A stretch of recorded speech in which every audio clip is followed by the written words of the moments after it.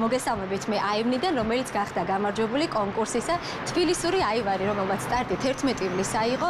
ძალიან ბევრი მონაწილე ჰყავდა მას, 140 განაცხადი იყო შეტანილი და თუ როგორ აარჩიეს კონკრეტულად ეს აივანი, ვისაუბრებთ როგორც ჯურის წევრთან, ასევე ვისაუბრებთ მის მფლობელთან და ავტორთან, ვინც შექმნა ეს ყველაფერი. დავიწყოთ პირველი მათგანით, ქალბატონო ელისო, გთხოვთ შემომიერთდეთ და ვისაუბროთ უფრო ცვლად და დეტალურად იმაზე, რომ საინტერესო რომ აღმოჩნდა საზოგადოებისთვის ფაქტია, იმიტომ რომ ბევრი მონაწილე ყავდათ. შემდეგ როგორ შეარჩიეთ და როგორ განვითარდა ეს მოვლენა? კი ბატონო, მოლოდინს გადააჭარბა, იცით რომ 140 მონაწილე იყო, ამ 140 მონაწილე ყველა 3-3 ფოტო უნდა გამოეგზავნა და წარმოიდგინეთ რომ ძალიან გაგვირთულდა, 3 ადგილი ჰქონდა გათვალისწინებული და ამ 140 მონაწილესგან 3 პირველი ადგილი, მეორე ადგილი, მესამე ადგილის განაწილება, მაგრამ საბოლოოდ როცა ვნახეთ ჩვენ ეს აივნები, დავაწესეთ ჟიურის სიმპათია. ანუ ეს უკვე მეოთხე კონკურსანტი, ასე ვთქვათ, რომელიც დავასაჩუქრეთ. კონკრეტული კრიტერიუმებიც ჰქონდათ, მე დარწმუნებული ვარ თქვენ. რას მოიცავდა ეს კრიტერიუმები? ეს კრიტერიუმები მოიცავდა იმას, რომ პირველი აუცილებლად უნდა ყოფილიყო თბილისის ქალაქის აივანი, ხედი უნდა ყოფილიყო. ხედი მართლაც რომ არაჩვეულებრივი აქვს. ხედი მე როგორც ლანდშაფტის დიზაინერი, დიზაინერული თვალით იყო აივნების გამწვანების თვალით, ანუ ეს დენდროლოგია, მცენარეები როგორ იყო შერჩეული, იყო თუ არა ნამდვილად აივნებისთვის, იმიტომ რომ და არა ინტერიერიდან გამოტანილი, ხო? ასეც მოიქცნენ. კი ბატონო და მესამე იყო როგორი მოვლილია მცენარეები. ამის მიხედვით ეს 3 კრიტერიუმი და მეოთხე რომ ხედი რაც იყო ამის მიხედვით შევარჩიეთ ეს 140 აივნიდან 3 კი არა და 4 აივანი. ბატონო, თქვენ შემდეგ მისვლა და შემოწმება დაგჭირდათ, ხო? აუცილებლად ამ 140 აივნიდან შევარჩიეთ 10 აივანი. 10 აივანი ახლა რამ პრინციპით ეს იცით რომ სოციალურ ქსელებში იყო ეს კონკურსი და ჩვენ გავითვალისწინეთ მოწონებები, მაგრამ ჩვენთვის ჟიურის წევრებისთვის მოწონებები არ იყო გადამწყვეტი. და ამიტომ მოგვიწია ამ 10 აივანზე მისვლა, ნახვა, შევაჯერეთ მე ეს ყველაფერი, მე უკვე ჩვენ თვითონ გადავიღეთ ფოტოები, ჩვენ თვითონ გადავიღეთ ვიდეოები, მე დავჯექით კომისიის წევრები და ამ კრიტერიუმების გათვალისწინებით შევარჩიეთ ეს 3 აივანი. ჩვენიერი გადავინაცვლოთ თამოსთან. დაახლოებით 10 კვადრატულია თქო, მე აღვნიშნე. ძალიან მნიშვნელოვანია სივრცეც, რის საშუალებას გაძლევს. საინტერესოა თამო თქვენი გამოცდილება რომ გითხრათ. პირველ რიგში ვცდილობდი დამეთვალა, დაახლოებით 50-მდე მცენარე არის განთავსებული. როგორც ქალბატონმა ელისომ თქვა, უნდა ყოფილიყო აუცილებლად აივნის ყვავილები.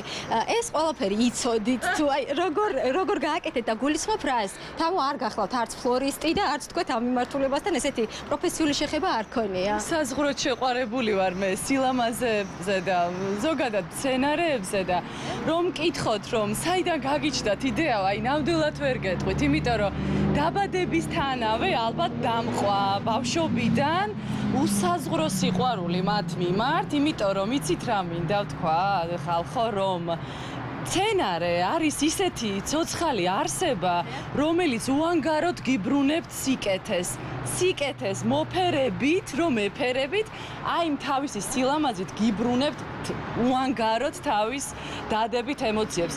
ხშირად მე მოდი თან დავდგეთ. კი. მინდა რომ კარგად დავაწყებინოთ აქ. ნუ აი რა ვიცი, ეხლა თითქმის ყველაფერი გადაყვავილებულია, იმიტომ რომ მოგეხსენება შუაზაფხულია და შესაბამისად რაც არის აქ არის. იცით რა მინდა კითხოთ, 5 წლის წინ, როდესაც გადმოვედი, აქ საერთოდ არაფერი იყო. თქვენ ახსენეთ. საოცარი სანახაობა, აქ მართლაც რო არაფერი არ იყო გაშლილი სივრცე, თუმცა საერთოდ არ შემშინებია, პირიქით ძალიან გამიხარდა, რომ ეს ყველაფერი იყო. მე თვითონ უნდა ამეწყო და ნაბიჯ მივსულიყავი ჩემი ოცნების აივნამდე, ასე. ზადაგზა თქვენ სწავლობდით, მაგრამ დეკორაციები არ შეიძლება უბრალოდ რომ არ ვახსენოთ. ესეც თქვენი გაკეთებულია. კი, ნუ იცით ჭაღი. კი, ეს სხვათა შორის ყველა არის სახელობითი. ეხლა აი ეს წალამი, რომელთაც არის მოწნული, ეს არის ჩემი ბოდბიდან, სადაც ამ წუთ ეხლა მამა ცხოვრობს. მაგალითად ეს ნივრის გალა, რომელიც ჩემთვის ამ აივანზე ყველაზე ძვირფასია. რატომ საიდან არის?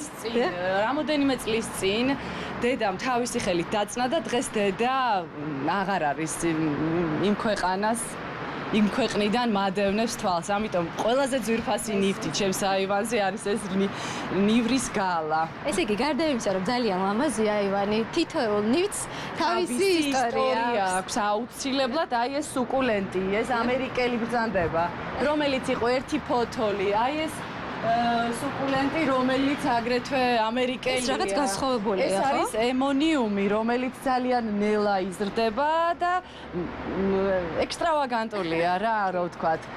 რომელი მცენარე გიყვართ ყველაზე და თუ შეიძლება ამ კითხვის დასმა არ ვიცი. მცენარე მიყვარს, აი როგორც ეკითხებიან მუსიკოს, მხატვარს, დიზაინერს, შენი აი ზუსტად ასეთი განწყობით ვარ მე მცენარეებთან. თუმცა აივნისთვის ყველაზე უპრიანი არის აი ეს ბალბები, პელარგონია ბალბები, ამპელური ბალბები, რომლებიც სიგიჟემდე მიყვარს, იმიტომ რომ პირველად ესენი ვნახე ძალიან დიდი ხნის წინ პირველად ევროპაში რომ ვიყავი, ეგ იყო საოცრება ჩემთვის და ვთქვი, რომ აუცილებლად ჩემს აივანზე ბალბები უხვად იქნებოდა ყოველთვის.